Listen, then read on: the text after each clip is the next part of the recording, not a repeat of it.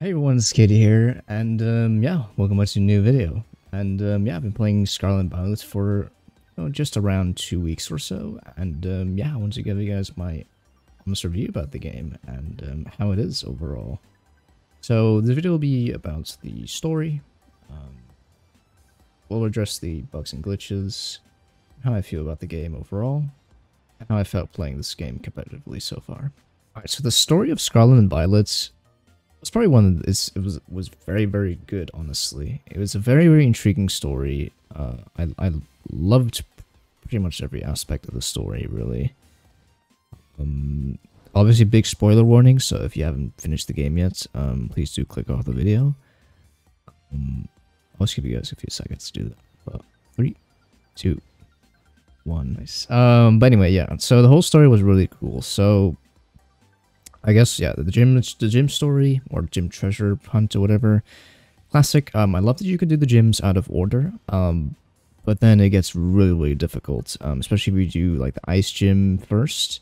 Well, good luck with that, because you're gonna be facing like level 48 Pokemon. But you can do everything where you really can dictate your own story. You can do like the first gym, first star base, first Titan, or you can do all the Titans, all the star bases, all the gyms, etc.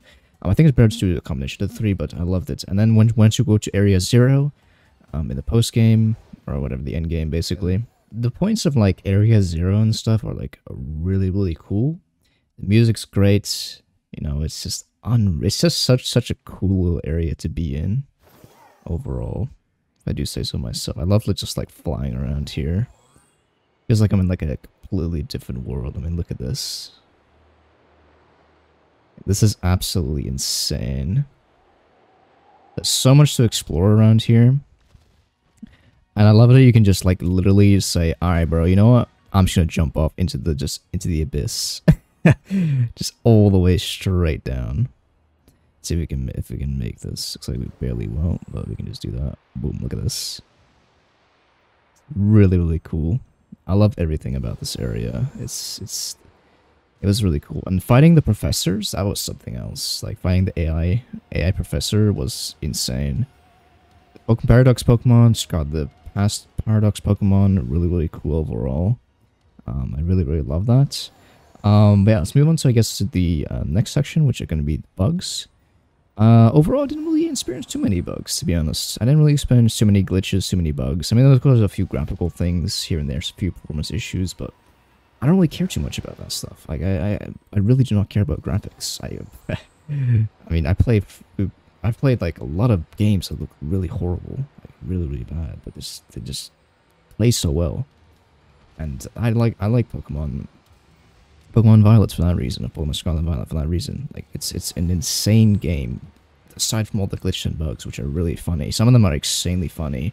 Like, you have the eye where the thing was like the dude gets like massive and then all the eyes just like pop out. Like, those are hilarious glitches. Now that one's just crash your game, but that's just the unfortunate thing. But hopefully, if they release some more updates, they'll be able to fix those glitches. But yeah, overall, moving to the next second, how do I feel about the game? Well, honestly, this is probably one of the best Pokemon games I've ever played, ever. Seriously, it's so well made. I mean, just aside from like the performance issues, I just see past that basically, but it's really cool. Open world Pokemon, unheard of. I mean, it really started all with Legend Arceus. Like, Legend Arceus is, I mean, I guess Sword and Shield a little bit, but there was not that much open world. It was mostly just like a few areas and stuff that was open.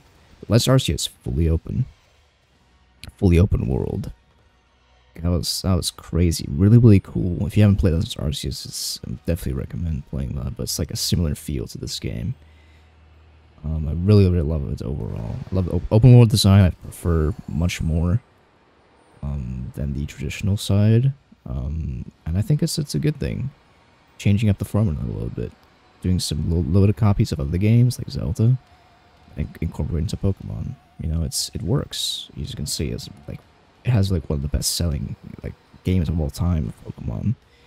It's one of the best selling ones. I think it was like, I don't even know how many copies sold in the first 3 days. I think it's like at least like millions and millions of copies. So, and then yeah, we'll move on to the last one, which is going to be the competitive aspect. Now the competitive aspect, there's a few things that trying to look if there's any shinies here, but it looks like there's no shinies, unfortunately. Competitive aspect, it is fairly okay-ish to get competitive ready Pokemon, but it takes a lot of time. And if you don't have the money from like either doing like duplication glitches or like ability punches or just like saving all your money, you're not gonna have enough money to get a full team ready, especially if the series are changing every 2 months, which is a bit of a negative, I would say, for the game. If you can meta can't really develop in like 2 months, that's kind of just like a kind of iffy, I would say, but at least for hyper training, they made some improvements. So you can hyper train out at level 50, which is really cool. You can buy like every item. I think is quite affordable, I would say. Have like battle items basically. Anything that's like not like money is a little bit of an issue in this game, but you can just like at least you can farm the money with like picking up like these random items here and then just like getting them. Another thing I don't really like too much is the Terra Shards. They cost a lot of money. So another thing I don't like is the Terra Shards. So the Terra Shards are, to change the Terra's type, you need 50 Terra Shards of that specific type.